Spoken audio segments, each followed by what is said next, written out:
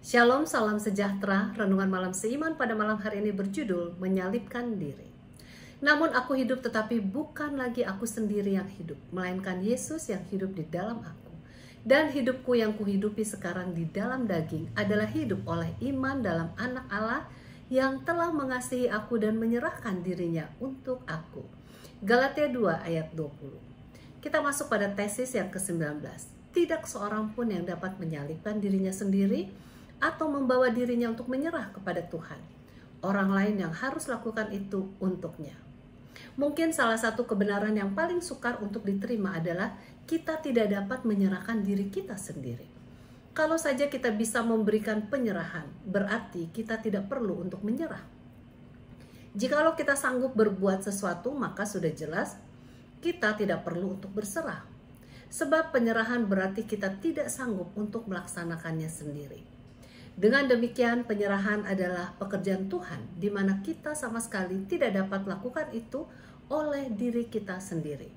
Nah, dalam hal inilah setan bekerja keras agar kita dapat berpaling dari Tuhan pada setiap langkah. Setan berusaha agar kita melaksanakan kebenaran kita dengan usaha kita sendiri. Kemudian kita dengar bahwa kebenaran hanya dengan iman. Lalu setan akan berkata, benar, sekarang usahakanlah imanmu. Kemudian setelah kita disadari bahwa iman adalah karunia Tuhan, maka setan mengajak kita agar kita mengusahakan penyerahan. Sering sekali pendeta, guru, dan orang tua tanpa menyadari telah bekerja sama dengan setan dengan mengajarkan atau mengkhotbahkan kepada anak-anak kita. Usahakan dengan keras untuk berserah.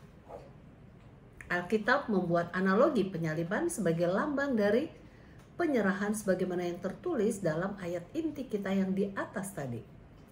Ataupun dalam Matius 10 ayat 38. Lukas 14 ayat 27 dan Markus 8 ayat 34. Bagaimana pula dapat terjadi di mana seorang dapat menyalibkan dirinya sendiri? Tidak mungkin, bukan? Diperlukan orang lain untuk menyalibkan Anda.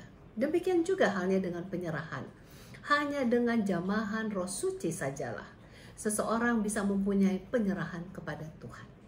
Sementara kita memilih untuk mengambil waktu untuk memandang kepada Kristus hari demi hari, maka kita mengundang Tuhan untuk bekerja dalam kehidupan kita. Ia akan memimpin langkah demi langkah kita untuk berserah kepada Tuhan.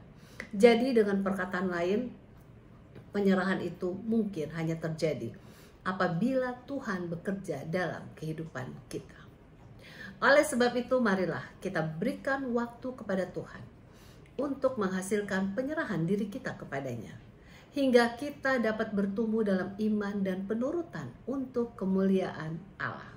Kiranya Tuhan memberkati kita.